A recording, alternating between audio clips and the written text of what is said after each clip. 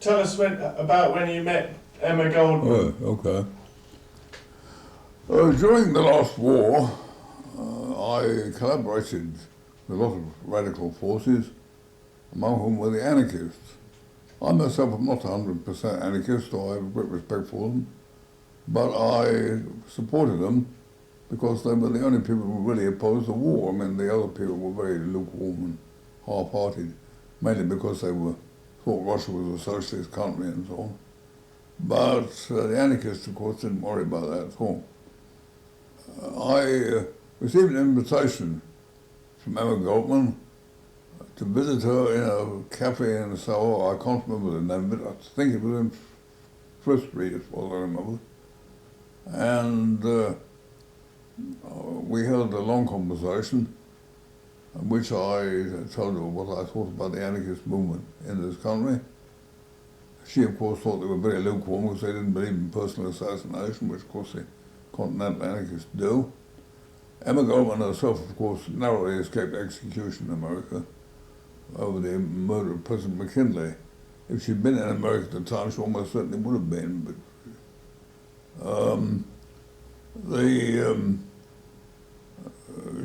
she of course, was opposed to the war, but was very dubious about the role of the English governing class. Were they really anti-German, or were they merely pretending to be? Were they anti-Hitler, or were they pro-British? I mean, were they did they support British imperialism against German, or were they really anti-fascist? I did my best to answer all these questions, but of course it was not very easy because the attitude was certainly very peculiar.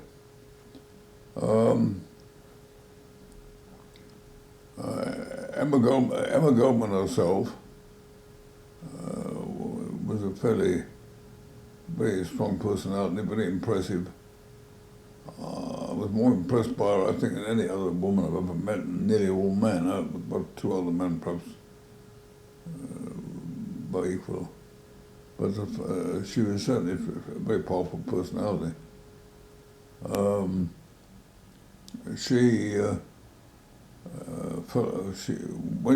you finished talking to her, you felt completely blotted out. When I got outside, I didn't know whether my name was Ridley, whether my Christian name was Francis Ambrose or Ambrose Francis or Frank Francis or what.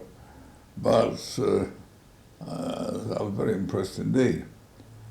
I think she went back to the United States. She can't have lived very much longer after that. I'm not saying that I finished her off, but I don't think she lived much longer than that. I think she died shortly after the war, or at the end of the war. Anyway, she was, of course, very prominently connected with the murder of President McKinley. Whether she had anything to do with it, I wouldn't like to say, but she probably knew something about it beforehand. Had she appeared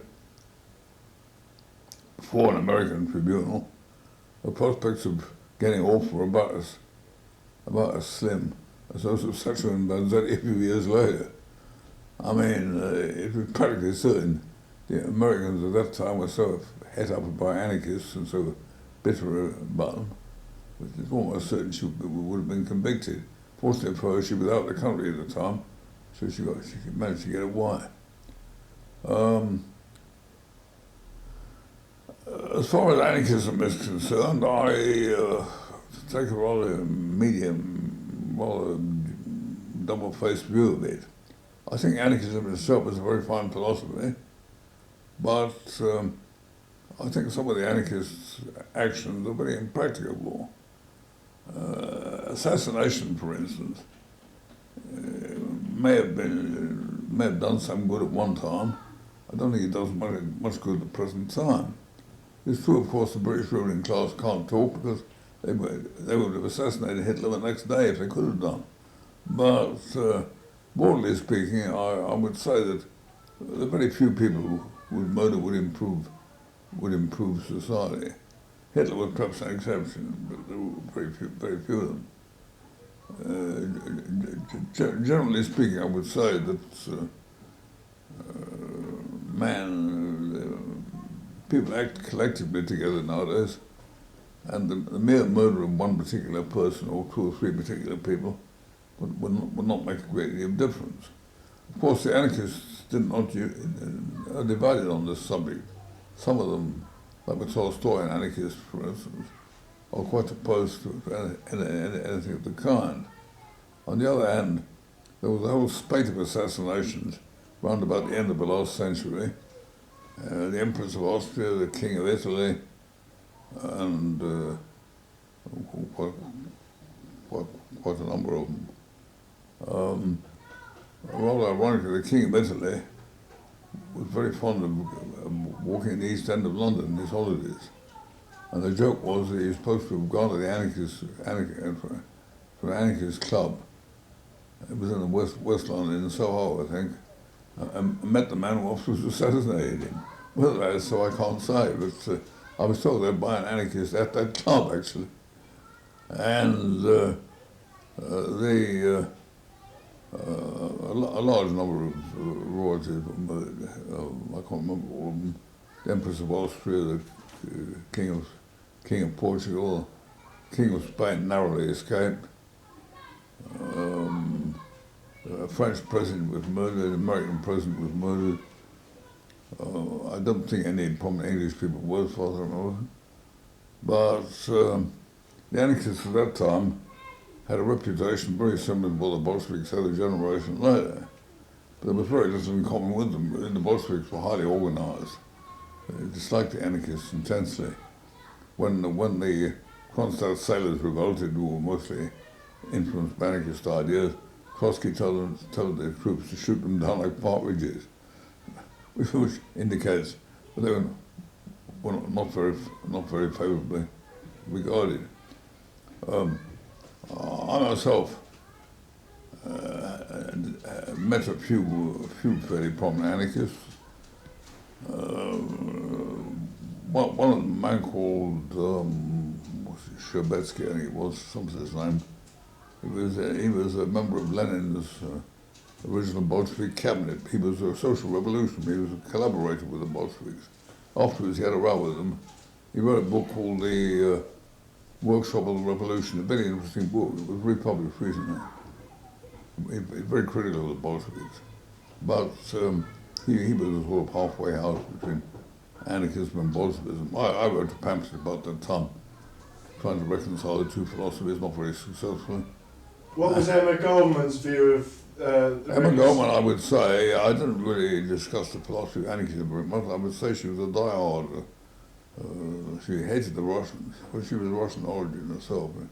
Hated the Bolsheviks. And she regarded Lenin and Trotsky as greatest enemies of the revolution. At least I thought so, from what she said about them. And she was a very hard-line anarchist, atheist, extreme radical. But whether she had much influence in the anarchist movement is, I should say, rather doubtful. She was very well known, but I would think that they probably regarded her as an oddity rather than as a definite leader. Why is that, Frank? Well, she was a rather peculiar woman. She was a rather odd character. She talked in a rather odd way, and she didn't always give me the impression that she was completely sincere. At times, I imagined that she was probably pulling my leg to a certain extent. However, she was undoubtedly a very able woman. She undoubtedly knew a great deal about politics, a great deal about history and so on. But I wouldn't call her a really, shall we say, intellectual anarchist. One I did meet was Marie-Louise Bernieri, who was pretty well known. I knew her very well, in fact. In fact, I was talking to her in the quadrangle of the British Museum the day before she died. or about 2 days before she died. I attended when they scattered her ashes in Kenwood. I was present. I was about the only non-anarchist invited because I was quite friendly with them. But Mary Louise was a much more fascinating character. Emma Goldman was dour and tough and very Victorian in many ways. She wouldn't have probably appreciated that, but she was in her general appearance. But Mary Louise What does she look like, Frank? short, stocky, thick-set, rather like Queen Victoria. She would have made an excellent Victorian landlady. But she was that was only a superficial appearance. She was no doubt a sincere revolutionary. I think I didn't actually go into the matter. I think she probably was anti-Kropotkin, probably the individualist crowd. I myself haven't got much use for them. If you want individualist anarchism, go take a walk in the city of London. You find it any day. But anarchist communism, I think, is much more satisfactory. But I should say that Emma Goldman was an individualist anarchist, probably. You don't think she had a lot of time for Bakunin then? I wouldn't think so, no. I don't think I discussed Bakunin with her, but no. She certainly wouldn't have agreed with a lot of Bakunin, because Bakunin, of course, in many ways was a Marxist. I mean, Bakunin accepted the materialist conception of history. He didn't accept Marxist political views, but he accepted his basic analysis, in fact, he translated Capital into Russian. Why were you meeting her? How come you met her Why did you meet her? How did you come about meeting her? Oh, she read a lot of my articles in War Commentary, because I took a rather different line there, because I always said I wasn't 100% anarchist, but I supported them in the attitude to war, and I said, I agreed to give somebody their point of view and so on. She was interested in some of the articles, and she actually asked me to meet her, and then, in order to discuss an article, she wanted me to write for her, which I think I did eventually. I can't remember what it was called, but I wrote so many articles in those days that I'm a bit doubtful. I used to write 2 articles every week, one the socialist, another the freethinker, and I wrote a lot of other stuff besides. David Tribe, later president of the National Secular Society, was my successor. I was president earlier on. Remarked to him about that, but he, that is me, accomplished a remarkable acrobatic feat.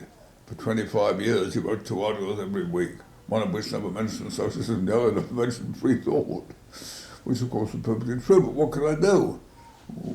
When half the English so-called socialists are really Christians, and half the so-called free thinkers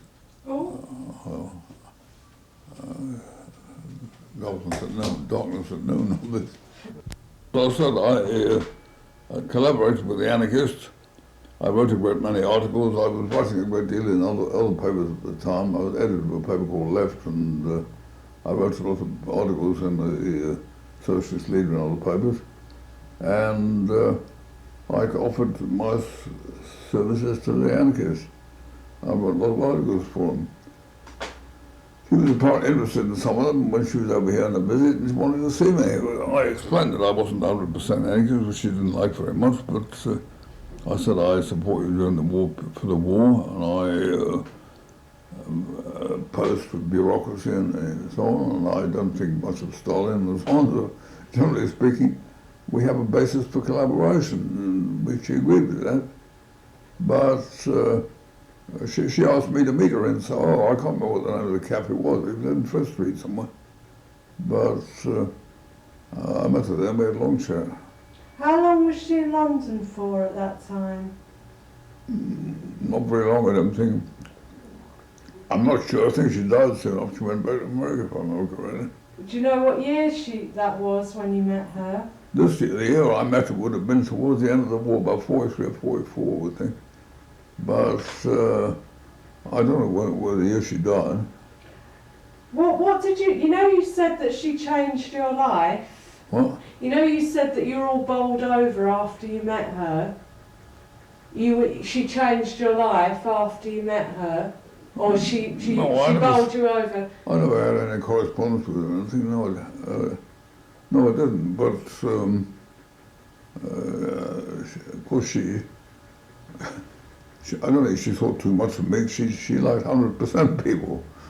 So I was a bit of a collaborator, but she agreed with a lot of what I said and that sort of thing.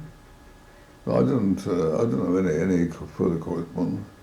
Frank, what was it that you were so impressed about Emma Goldman? You know, you said you didn't know She your... had an almost very powerful personality. Tremendous, I can't explain it, but she had a tremendous personality. Bertrand Russell once said that he was only really impressed by two people in his life. One was Gladstone, the other was Lenin. Well, I had much the same sort of feelings towards Emma Goldman. I felt absolutely blotted out. She's a terrific personality. I never known anything like it, really. Well, I'm not one or two, but one or two men. I never known a woman like it. I don't think I've ever really met a man who had a strong personality. Very powerful. Did you like her? No, I would think she was a person who was much easier to respect than to like. She was a great fighter, great forceful character, dominating personality, but she wasn't likable. Mary Louise was far more likable. Mary Louise was a delightful girl. I knew her fairly well, and much better than you go. But she was quite well known as an anarchist, of course, too. When she came to meet you, had you met her before? No. No, I knew of her, of course, but she was very well known. Was she very well known in London? Well, she was well known wherever there was an anarchist movement or a movement interested in anarchism. She was well known in that sense.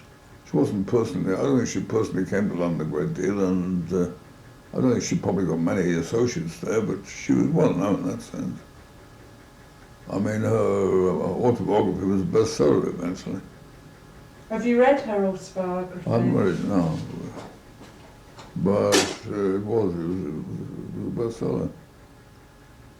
Oh, yes,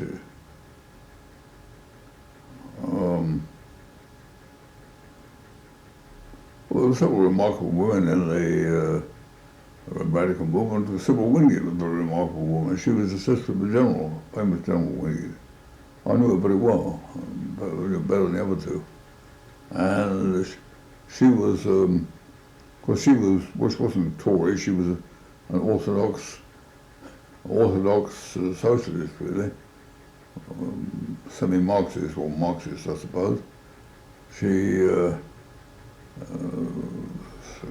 supported the war on the whole, rather reluctantly, but she was very, very remarkable, very able woman. She was a very highly placed civil servant. I mean, she wasn't the sort of person who went about looking for bombs or anything like that.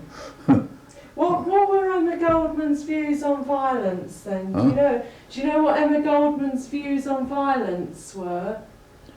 Well, her views on violence were shown by people she was mixed up with. Undoubtedly, she believed in violence. I mean, she lived with Alexander Berkman for a long time. Was one of the leading exponents of violence in American anarchism, and she undoubtedly believed in it. But she didn't express any personal views on it. But I mean, they took it for granted, really. She wasn't a Tolstoyan or anything like that. I wouldn't think she had. I didn't discuss it with her, but I wouldn't think she had much view for Kropotkin, who, while he theoretically believed in violence, he was much more cautious with it than the others. I mean, the real, of course, you know the famous French chant, the anarchists of the period. Was it? Was my French not very good? Si vous voulez her pendant beau propriétaire. If you wish to be happy, hang your woman for her. That was a famous song of the period. And she didn't, I would imagine she fully supported it. Sorry, what was that? She chose her friends in a most peculiar manner if she didn't believe in it. nearly all of the socialists were violent supporters of anarchist terrorism of one kind or another. Of course, Nechayev believed in terrorism completely. What was that you said, Frank? I was saying Nechayev was really his revolutionary catechism was really 100% anarchist communism. That was the real business. Of course, he died in St. Peter and Paul eventually. He was shut up in a dungeon and left to die, really. Tell us the story about the winter's night. Oh, that's very funny. Yes, that's very. That actually happened. I knew some people mixed up with it.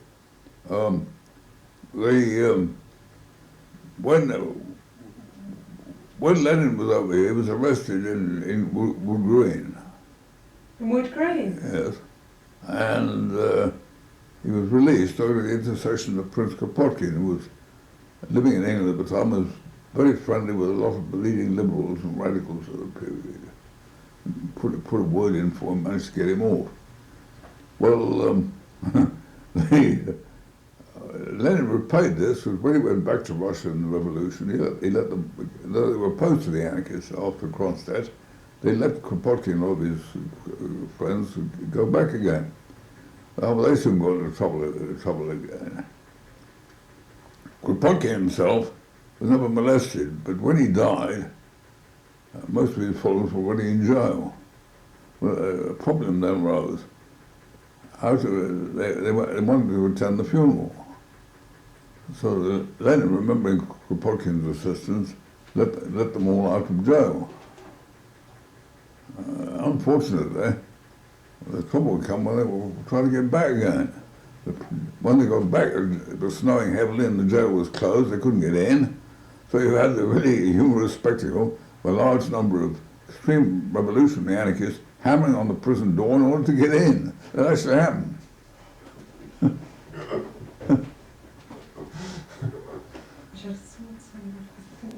Other people in London? Well, she was received, she was a lioness among the anarchists, of course. She got tremendous reception. But I don't know anybody else took any notice of her. It was about the end of the war, I think, either just before or just after it. And I don't think she took much notice of her otherwise, but the anarchists, of course, she's very well known among them. Did you know anything about her before you met her? Oh, I knew quite a bit, yes. I mean, I haven't read her autobiography, but she was pretty well known. I mean, I knew quite a bit about her, yes. I learned from other anarchists. Oh, yes, she was very well known, the anarchist movement. What, do you know anything about the Henry Clay Frick? You know Berkman and Emma Goldman tried to assassinate Frick. Do you know anything about that? No. You know, the head of the steel company in America. I don't know much about that. Berkman, of course, nearly got executed. All I know about Berkman. Yeah. And of course, he was suspected of being mixed up with the assassination. I don't know any more than that. Do you know anything about the McKinley assassination? Well, it was only that there was a spate of them going on at the time. President Carnot of France, President McKinley of America, the Empress, what was her name? I can't remember her name now, Empress of Austria.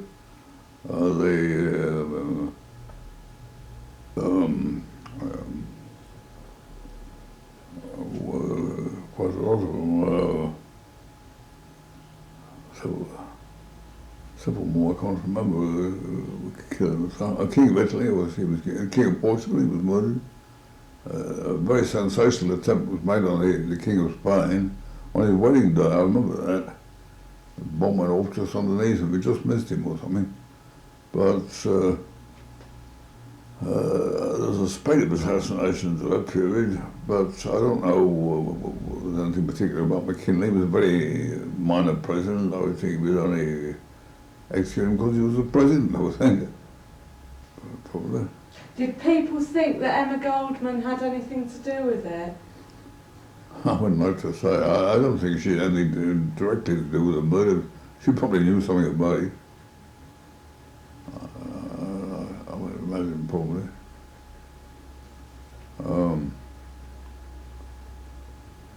Do you know anything Like about... a story about murder of Kennedy, for instance. I mean, well known that Lee Oswald didn't commit the murder. Kennedy was shot by a Cuban refugee who was hired by a group of American multimillionaires. That is pretty certain, but there was a certain amount of doubt apart from that. Oswald was a very bad shot. The man who shot Kennedy was a dead shot. But of course, that was after Emma Goldman's time. It was. But it was not, I don't think it had anything to do with theoretical anarchism at all. It was due to the sordid business. Kennedy was taxing the oil barons too heavily. And they didn't like it, so they executed him. But I don't think it was anything theoretical about it. The other murders was, I mean, it was a basic principle. I mean, anarchism was, if you kill the king or you kill the president, you lop the head of the bourgeoisie off, so to speak. I don't agree with that. I don't think they did, but they did do that. Well, the Tsar of Russia, Alexander, he was murdered by Russian allies. A whole crowd of them were. Did Emma Goldman change any of your ideas? A reaction to my ideas was, as far as my ideas agreed with anarchism, she agreed with them. As far as they disagreed, she didn't. Brief but fairly accurate summary, I think. But of course, I dealt mainly with the war. You see, I was what the Jews call a proselyte without the gate. That is, I didn't accept all the views of anarchism, but I did accept the attitude on the war and so on. And of course, I know a lot of European history. I wrote a lot of articles on it. I wrote more articles on that than the anarchist press and probably the rest of the anarchists put together. And of course, I was pretty useful in that respect. So, I mean, I knew a lot of stuff. But no, I don't think she approved of my views at all. You see, she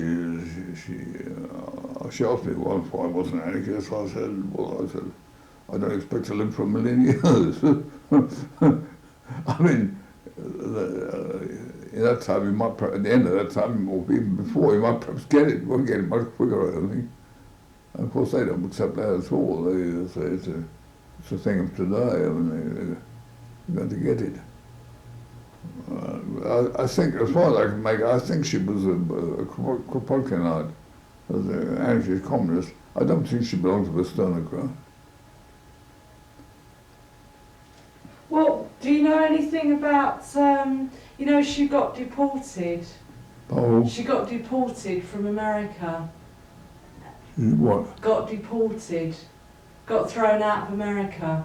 Do you know anything about that during the war? I know all the socialists was wrong. I don't know. Well, I knew she had been, but I know no details. I know the details about some of the others. My friend Tom Colley was thrown out. And quite a few. In those days, I mean, if you were professed those sort of views, actually you weren't. The Committee of American Activities wasn't invented by McCarthy. It existed long before. But no, I don't know anything about the actual details. I think she would have been thrown out of London if she'd stayed much longer, but I think she's not sure. I think she died in Paris, didn't she? I'm not certain. Yeah. Oh no, Canada, I think. What? Canada. Canada, Yeah. I thought it was France. Did you ever read any of Mother Earth? You know, she did a magazine.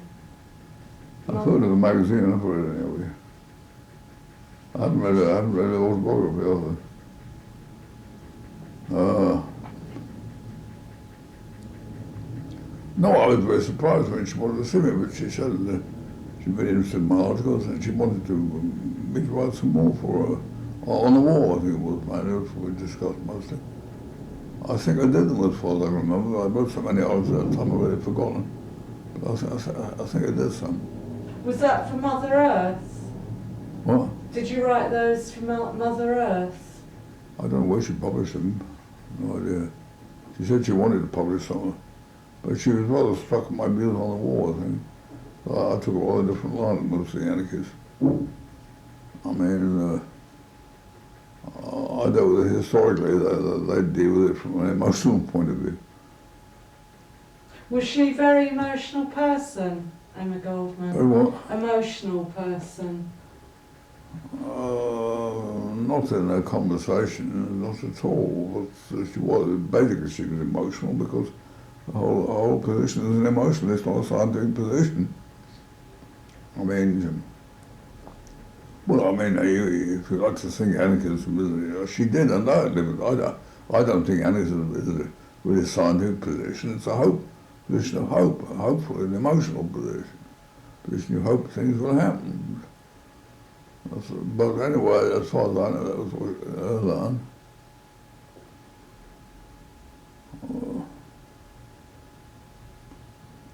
I mean, say with Marcus Garvey, whom I also debated with about the time. Well, of course, Garvey was a plain blunt reactionary by the time. He defended the British Empire. He didn't think about it as I showed him. But at that time, he was defending the British Empire right and left. But he was popular, a very popular speaker.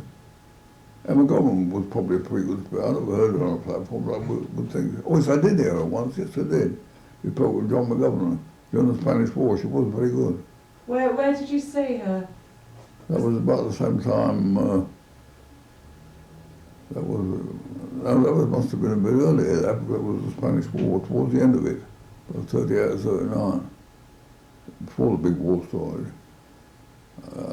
Yes, that's right. She spoke with John McGovern and down in Marylebone somewhere. John McGovern was a colleague of mine, he was a well-known socialist of the period. He was a very good speaker. Oh, she was a very good speaker.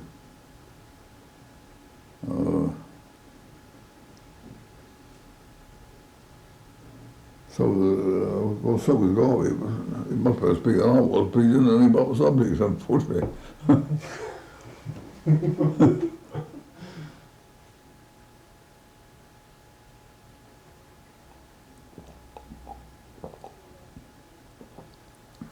Do you feel then that there's no kind of real grounds for hope for a revolution based on emotion rather than a scientific Marxist approach? I don't think in the immediate future there's any prospect of any revolution anywhere in the Western world. I think the Western world is in the dumps. I think you're going to get revolutions in other areas.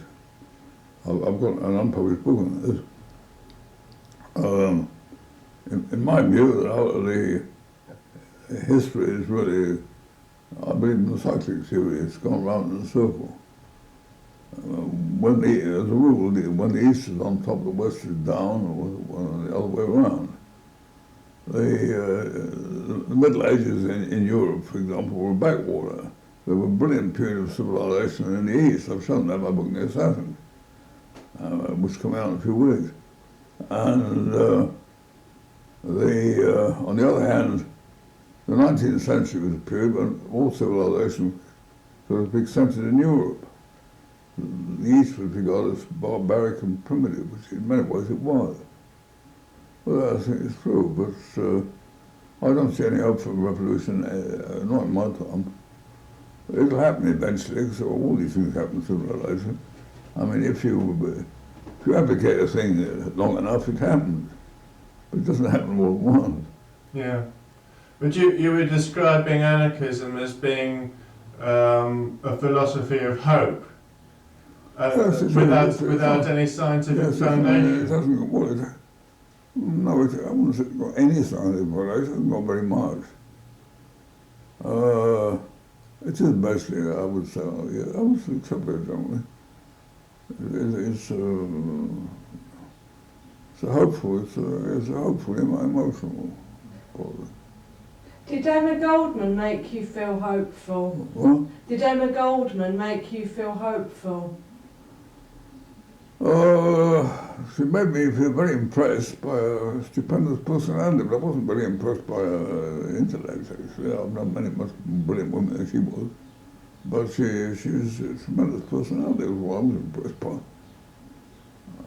She never convinced me that anarchism was ever more likely to come, and I told her quite bluntly I didn't think it would, but I said I'm opposed to imperialist war.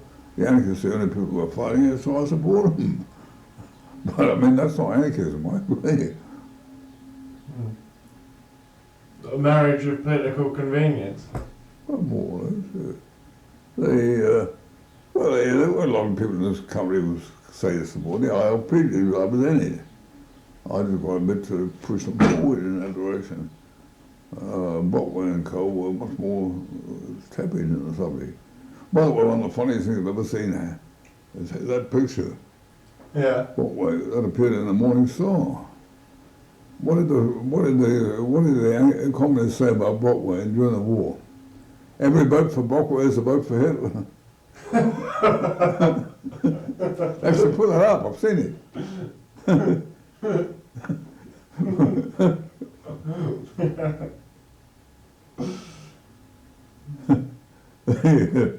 No, they're boosting it. You see it on the thing, they're boosting him up.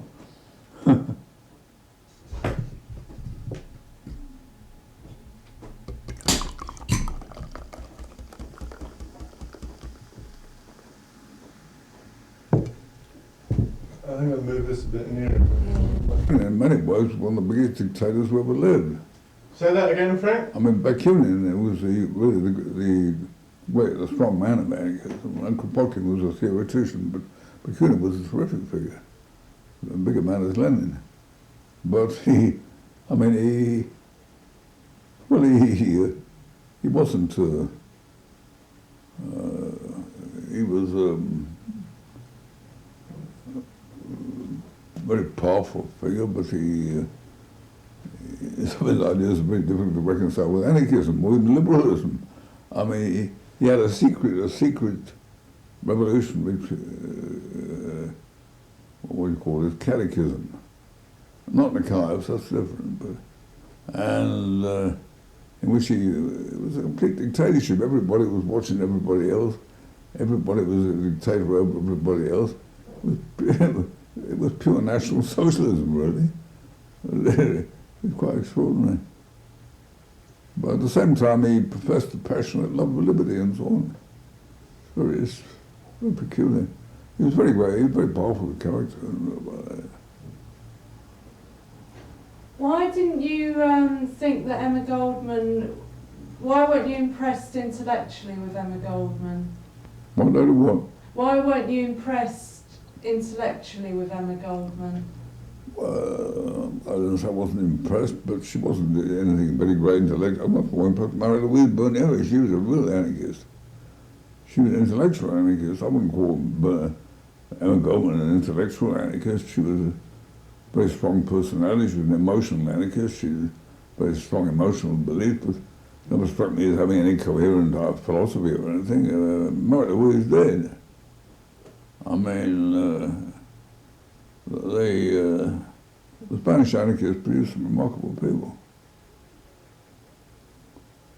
What was going on? If you want to read a really marvellous account of Spanish anarchists, Gerald Brennan, The Spanish Labyrinth. Yeah, I've read it. It was a very, very fine work. Yeah. Particularly with Chaplain Anarchists, particularly good. Yeah, it's very good. Yeah, very fine. But can you talk a bit about what was going on politically amongst socialists, communists and anarchists in Britain in 1917? Well, in 1917, the word communism was unknown. It was a Russian term. Anarchism was hardly known at all. Socialism was a vague sort of philosophy. 1917 was very little. The British working class then made the fundamental mistake. The capitalist class could have been overthrown perfectly easily all over Europe at that time. I testify, I lived through the period. They were scared stiff, terrified. But the working class was so devoid of ideas they are unable to recognise the position and take advantage of it. Well, Karl Marx himself said that what prevents a revolution in England is a lack of general ideas, which is perfectly true. I have no idea. But the Labour Party, well, never has been a socialist party anyway. But in those days, it was just a trade union, collection of trade unionists, which is rapidly becoming a mechanic again. It had no theory of it, or no. The only theory the Fabian Society ever had was the theory is not bloody good. I mean, as far as I can make out, I mean, this company was perfectly hopeless.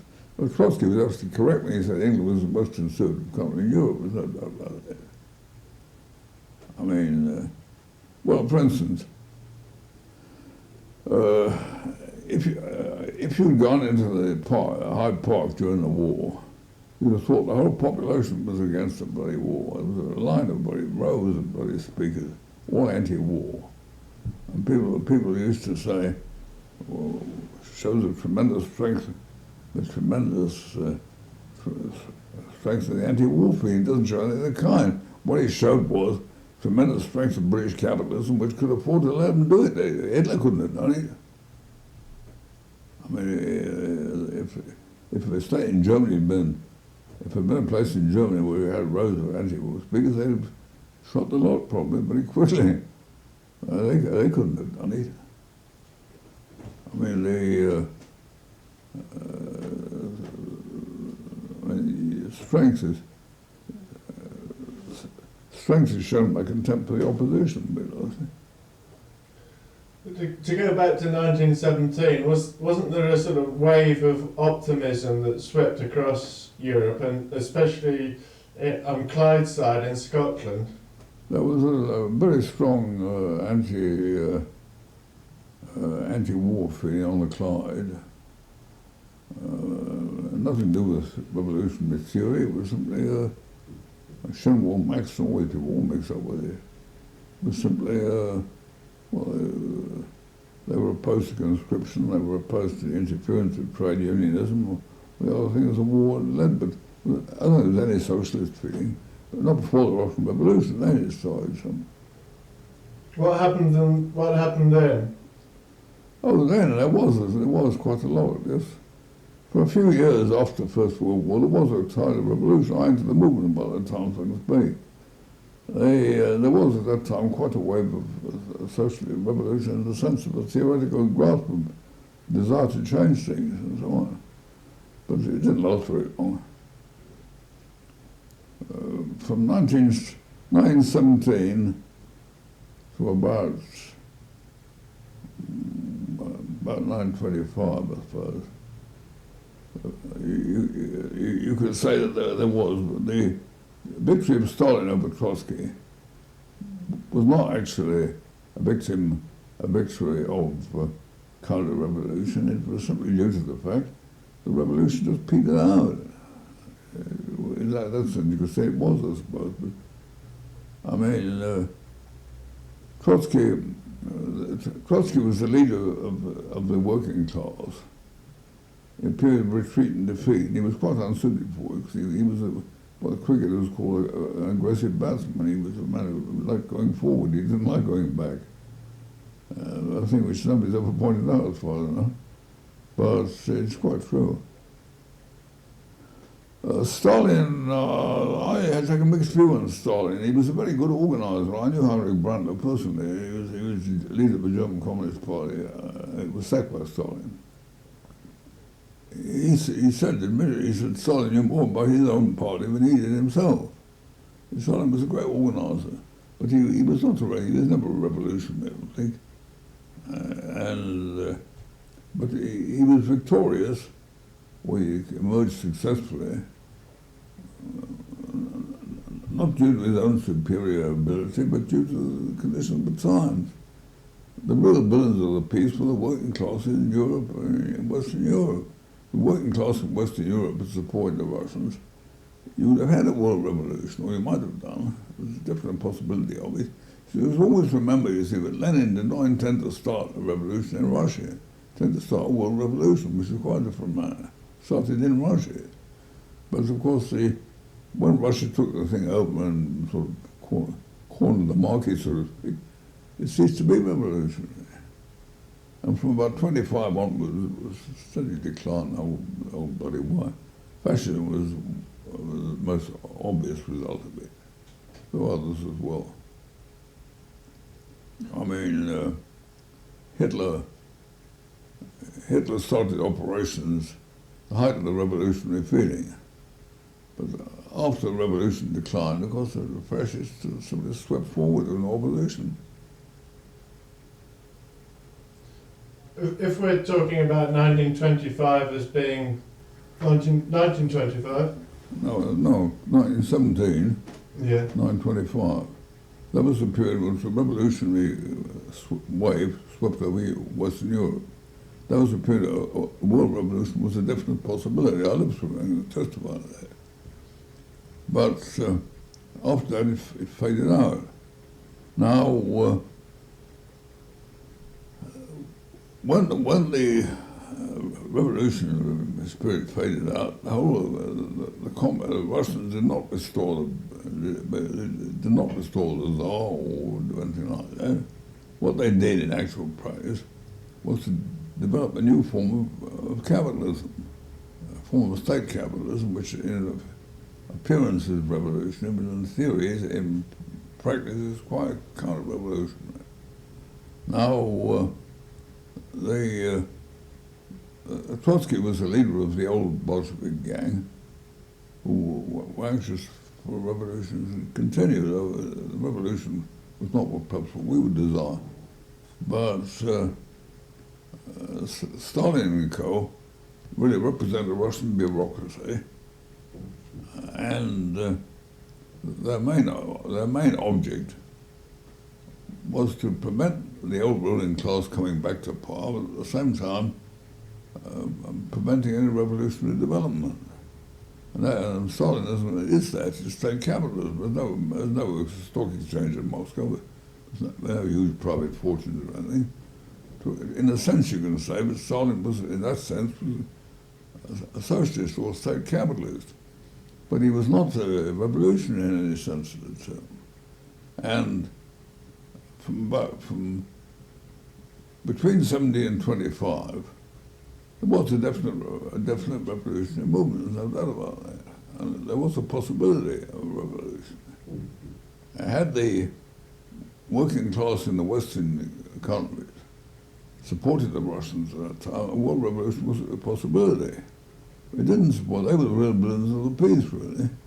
I think a lot of rubbish is talked about Stalin. Stalin was an effect rather than a cause. I mean, Stalin's influence on the whole was reactionary, but Stalin was made possible by the conditions it developed. I mean, if the conditions had been different, Stalin would have been different, or wouldn't have operated at all. Would you say that period, as you're describing it, from 17 to 25, would you say that also 1925 marked the period of decline of resistance in Britain as well, which perhaps was, given its, final burial in the 1926 general strike? Oh, yes, I'd agree with that. The general strike was a futile bloody affair. My friend W.J. Brown was a leading trade union official and a very intellectual man, which is unusual. He was present at the meeting in Farringdon Hall, which decided on a general strike, and he got up and made a speech that wasn't reported, which he said, a strike is a crime against a set of employers. A general strike is a political action, it's a strike against the state. So is no earthly use to starting a general strike unless you're prepared to carry through a revolution and overthrow the state. Well, they obviously weren't, so that's what happened. As soon as the capitalist class began to show their teeth, the whole thing collapsed.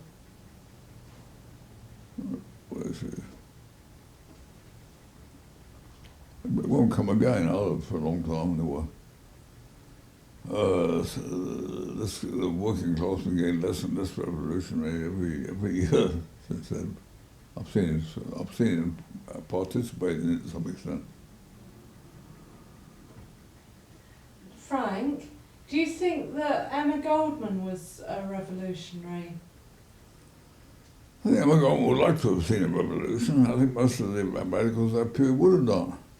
But I don't think she's got any idea how to do it.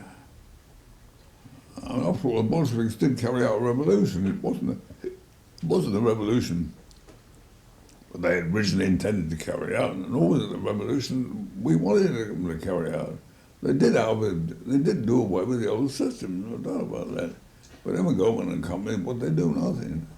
But don't you think, she did a lot of talking and speeches around the world. You don't think that counted for much? Well, I've been told that by these people, I haven't noticed any effects of it. Well, it produced some effect. I don't think it produced very much, really. The example is what proves that the Russian Revolution produced a great effect. As I said, if the Russian Revolution had been really international, been supported by the Western companies, I think there might have been a world revolution. It's quite a possibility at that time. At that time, not now. At that time, there was a revolutionary feeling. But Emma Goldman went to Russia and she spoke against the Russian Revolution.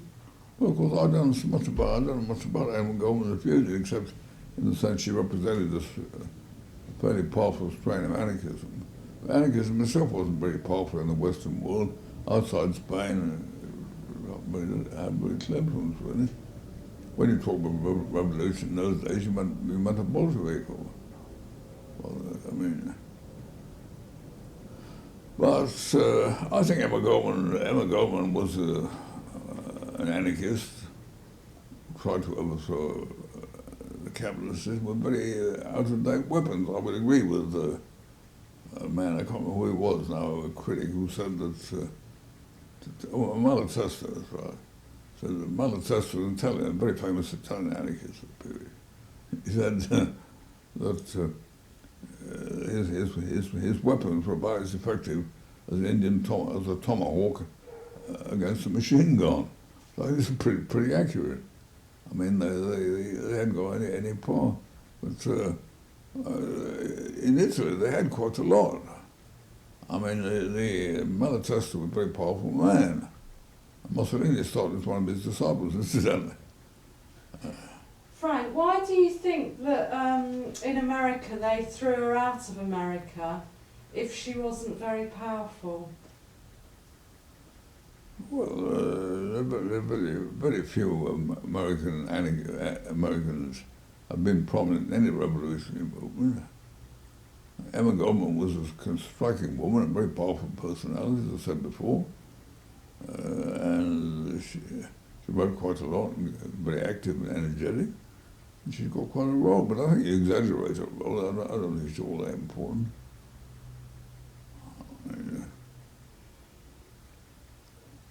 Who would you suggest were more important figures at the time of say between 1917 and the time that you met her, the time of the Spanish Civil War?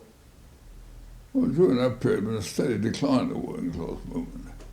The time of the general strike was the end of it, at the end of the revolutionary wave here, and it had its parallels in most other countries. Between 25 and the outbreak of the World War, everything was going down, down, down, down, down. We hoped that the war might stir it up again. It hasn't done. You see, the First World War was followed by a revolutionary wave. The second one wasn't. I mean, it's going down, down, down, the whole thing. So, who would you say were the principal people that you met at that time? Would you say that they were people who, fitting into your cyclical theory of history, were people who were coming outside of Europe? In my younger days, there were a lot of very radical people who were going around. In the period, that is, I would say, the period I met 1725 and so on. I met more revolutionary agitators and speakers than I've met the rest of my life put together. But after that, the whole thing went down, down, down. I don't see any prospect of revolution in our lifetime, not in this part of the world. In other parts, yes, I'm not a defeatist. I think in other parts of the world, places like Latin America and places like that, there will be any number of revolutions. Not Africa. I think Africa is too primitive. Africa will come in time, but it'll take a long time.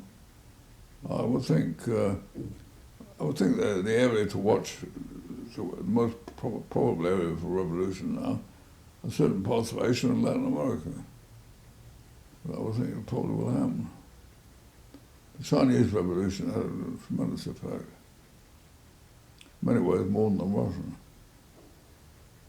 And would you have said that when you said that the Soviet Revolution was a kind of like revolutionary result of the First War, you said there wasn't anything similar after the Second War. Well, there was the Maoist. well, then it was dead long before the Second World War, wasn't it? Yeah, but I mean, you did have a sort of successful revolution. I would say in China. Lenin's attitude was this, that he said, our revolution in Russia will be a success, even if it fails in 3 months, if it starts a revolution in Germany.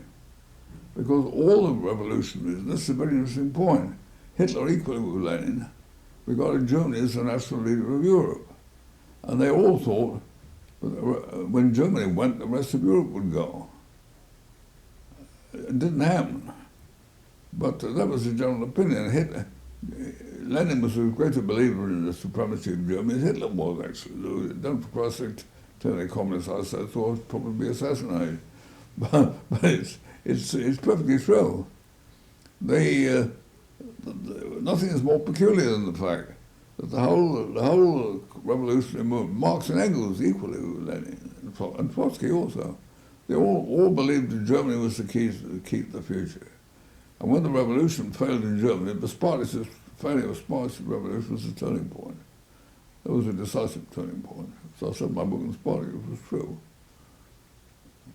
I mean, since the failure of the Spartacists, reaction has swept over Germany. First in extreme form, the Nazis, then they tried to conquer Europe and were beaten again. And now it's in a more moderate form, but there's nothing revolutionary about it. But the Soviet Union also is in the same position. I mean, nobody could say the policy of Stalin was revolutionary. Even Gorbachev is admitting that now. I mean, it was revolutionary in the sense that they abolished private enterprise of the 19th century. So, in that sense, it was. In that sense, you might could even call Stalin a revolutionary, but not in any other sense. I mean, the Soviet Union is a capitalist country, it's state capitalism. If you can't find the money for a bed in a hotel, you don't go to the hotel. That's all communism. Frank, you said you heard Emma Goldman speak. Huh? Where was that and what was she talking about? I only heard her speak once. There must have been an earlier meeting, it was before the war, during the Spanish War. She spoke on the same platform with a colleague of mine, John McGovern. He was a member of the National Council of the Independent Labour Party. I was also. And they both spoke very well, but very good speakers. It was in the Marylebone Town Hall. I'm debating the place, so I know we started speaking. I debated with Sir Frank Fox there. And they spoke very well. It was a very good process. Who was the audience? Huh? Who was the audience? Oh, we had quite a good crowd, as far as I remember. It was organised by the, it may have been organised by the ILP. The ILP were pretty active at that time. I'm not quite sure. All of the left-wing parties were supporting, even the communists. I mean, but yes, it was it was just about the time the anarchists got a tremendous boost because they stormed the barracks in Barcelona with their bare hands, practically. I know Chip was in Barcelona at the time. And yes, it was a big man.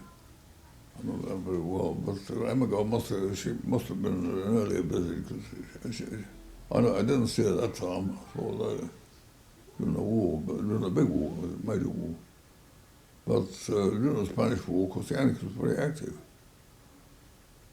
I mean, well, presumably Emma Goldman drew a lot more optimism from the events of the Spanish Civil War than she did from the Bolshevik Revolution. oh, absolutely.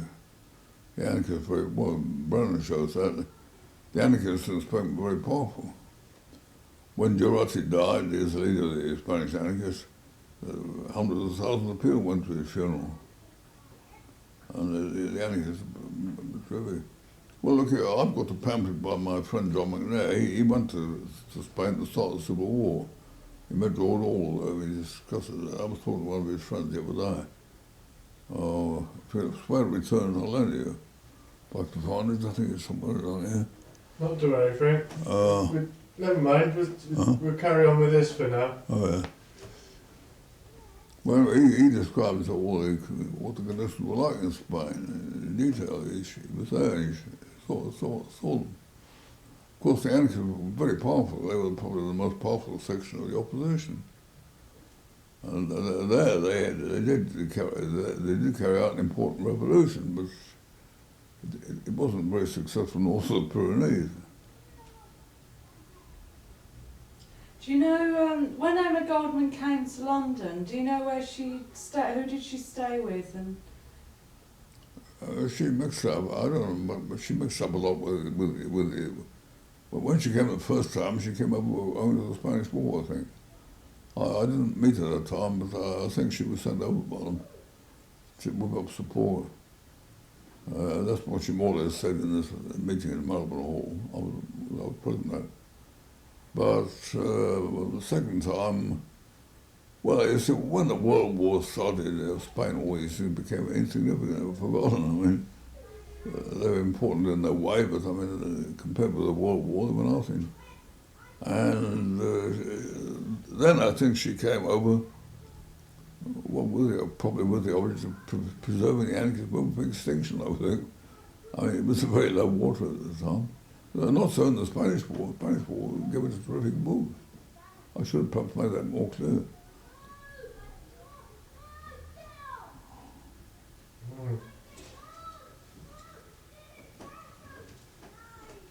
So what you mentioned earlier that you felt that the Soviet Revolution was to some extent inevitable or followed on in some way from the events of the First War. So how do you relate? I will quote the English Prime Minister on the subject. In 1878, I think it was, Lord Salisbury, the Tory Prime Minister of this country, wrote to a correspondent, I'm quoting nearly verbatim, so I can remember, he said, at that time it was a tremendous outcry because the Russians were supposed to be threatening India, British rule in India. I think it was war in Afghanistan or something. Salisbury said, I do not share the feeling of our Indian proconsuls and generals as to the danger of Russia, the Russian invasion of India. If one studies the history of Russia, one will find she has never yet won a first-class war against a militarily equipped people.